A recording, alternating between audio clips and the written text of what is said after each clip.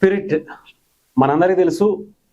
సందీప్ రెడ్డి వంగ ప్రభాస్ గారి కాంబినేషన్లో వస్తున్నటువంటి స్పిరిట్కి సంబంధించి లాస్ట్ టైం గ్లిమ్స్ అని కూడా అనలేం, దానికి అసలు ఏం పేరు పెట్టాలో కూడా నాకైతే తెలియదు.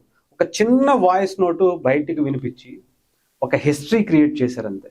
అసలు ఆ వాయిస్లోనే ఎన్ని రకాల వేరియేషన్స్, ఎన్ని రకాల ఎమోషన్స్, అమ్మో స్టోరీకి సంబంధించిన ఇచ్చినటువంటి లీకులు బీభత్సంగా ఉంది. అసలు ఆ వాయిస్లో బేసెస్ కావచ్చు, పవర్ఫుల్ డైలాగు, జస్ట్ చిన్న చిన్న డైలాగులతోనే దద్దరిల్లిపోయేలా చేశారు.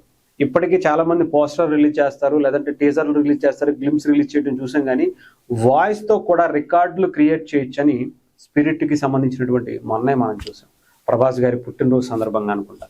అలాంటిది మర్చిపోకముందే దానికి సంబంధించి కీలకమైనటువంటి అప్డేట్ వచ్చింది. ఈ సినిమా ఇప్పటివరకు సెట్స్ ముందుకు వెళ్ళలేదు, అవ్వకుండానే ఇలాంటి వాయిస్లు బయటకు తీసుకురాగలిగారు అంటే ఆలోచించండి. అంటే ముందంతా కూడా బ్యాక్గ్రౌండ్ వాయిస్ కావచ్చు, మ్యూజిక్స్ ఇవన్నీ రికార్డ్ చేసి ఆ తర్వాత దానిని బట్టి సీన్ని క్రియేట్ చేసుకోవడం అనేది మరి సందీప్ రెడ్డి వంగ ఈ రకమైనటువంటి అని నాకు తెలిసి ఇండియాలోనూ ప్రపంచంలోనూ ఇలాంటి ఆలోచన చేశారో లేదో నాకైతే తెలియదు. అంటే ముందే రికార్డ్ చేసి దాని తర్వాత దాన్ని బట్టి సినిమా తీస్తాము అనేది నాకు తెలిసి ఎక్కడా లేదేమో అనిపించింది. అదొక చరిత్ర. అయితే ఇప్పుడు సెట్స్ మీదకి వచ్చారట ప్రభాస్ గారు. అంతేకాదు ఒక powerful look police officer character దాంట్లో చేస్తున్నారని కూడా చెప్పారు. దానికి సంబంధించినటువంటి ఒక లుక్ సోషల్ మీడియాలో ఓ రేంజ్లో ఉంది. దాని గురించి మనం మాటల్లో చెప్పలేము. అసలు మామూలుగానే ఆ కట్అవుట్ చూస్తే ఓ రేంజ్లో కనిపిస్తుంది. ప్రభాస్ గారిని ఎలా చూడాలో, ఎంత పవర్ఫుల్గా చూడాలో చాలా క్యారెక్టర్స్లో మనం చూసాం. కానీ పోలీస్ క్యారెక్టర్ అనేది మాత్రం ఇప్పటివరకు ప్రభాస్ గారికి పళ్ళ. అది కూడా సందీప్ రెడ్డి వంగ లాంటి ఒక డైరెక్టర్ చేతిలో పోలీస్ క్యారెక్టర్ పడితే ఎలా ఉంటుందో మనం ఊహించడం కూడా కష్టం.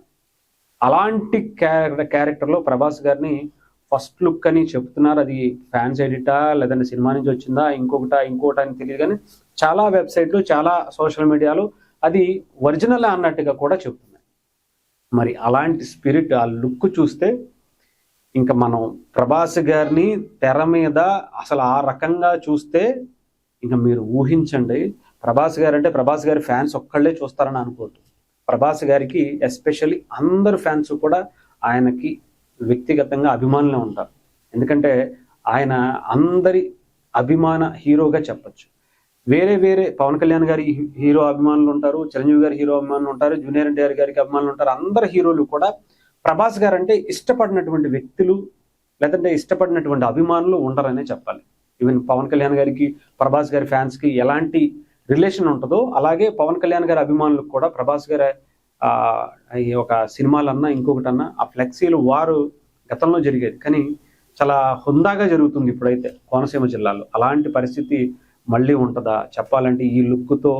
ఎలాంటి ట్రైలర్స్ ఏంటి, సినిమా ఇప్పుడు షూటింగ్ ఇంకా స్టార్ట్ అవ్వాల, అసలు ఏ రకంగా చేస్తారు, ఎలాంటి పవర్ఫుల్ క్యారెక్టర్లో మనకి ప్రభాస్ గారిని చూపిస్తారు అనేది అసలు అర్థం కాకుండా చాలా పగడ్బందీగా ప్లాన్ చేస్తున్నాడు అనిపిస్తుంది సందీప్ రెడ్డి వంగ.